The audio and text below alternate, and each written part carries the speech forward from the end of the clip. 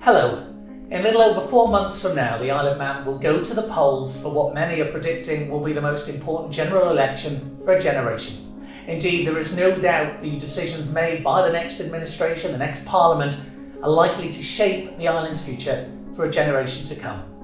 In an already uncertain world, made even more uncertain by events of the past year or so, the Isle of Man Chamber of Commerce and its members are only too well aware of the serious challenges facing our economy and the island's status as a successful, independent, international business centre.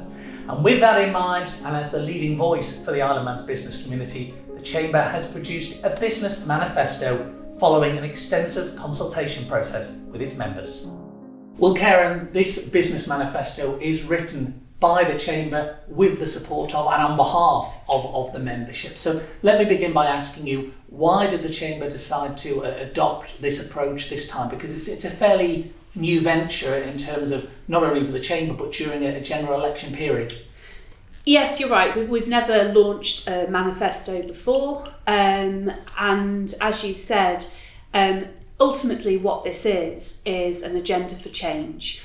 So we have a very broad and wide-ranging membership. We've got over 500 members. We represent many sectors and many different sizes of business. So we launched a group session of Have Your Say for all Chamber members. Every single member was invited to take part. And ultimately, the manifesto drew together feedback themes that came out of those sessions. Well, you said you had your Have Your Say sessions. I mean, what particular areas stood out for you? Was there a consistency in what you were hearing? Probably the top three themes for me were a more joined up government. And from that, it ranged from very vocal, extreme voices for a single legal entity government, for instance. And then others, a softer approach, but wanting to see more collaboration, more cross-departmental working. Skills, a proper skills strategy with proper feedback from the private and public sector was one of the big areas that came up in almost every session.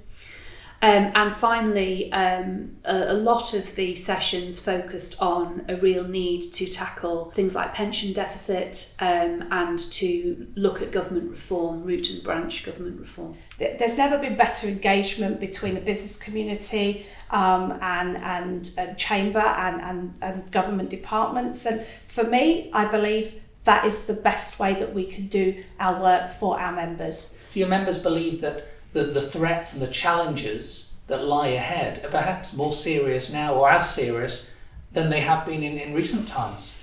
These are issues that have been around for a long time. We started many years ago with what we call barriers to business, and a lot of these are still there. The manifesto is about trying to push and drive those topics forward, create those discussions, lobby and challenge government to assist the growth of the economy, which of course ultimately is for the good of the local businesses.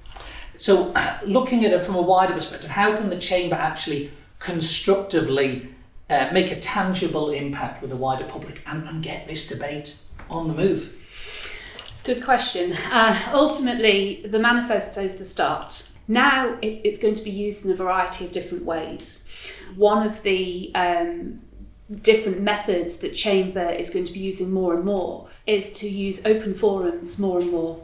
So we will be inviting members to take part in topic-based discussions. Beyond that, we have a very exciting project that our think tank, which is a group consisting of future emerging leaders of the economy and the membership, which is based on the election specifically. And they will seek to encourage younger demographic to vote. They will also try and liaise and engage with standing candidates to try and assess whether those priorities that the business voice has put together will actually be addressed by those candidates if they were to be successful in the election. Is there one particular thing that you would like to see members get involved with, embrace this over the next few months? You can make a difference. I would like to think that change can only happen through engagement. Change doesn't happen when people don't talk about things, when people don't offer their views, when there isn't a brainstorming exercise going on. Please engage and make a difference. I believe that everybody can. Well, the full link to the manifesto should be on your screen now. Karen and Rebecca, thanks very much for your time. Thank you. Thank you, James.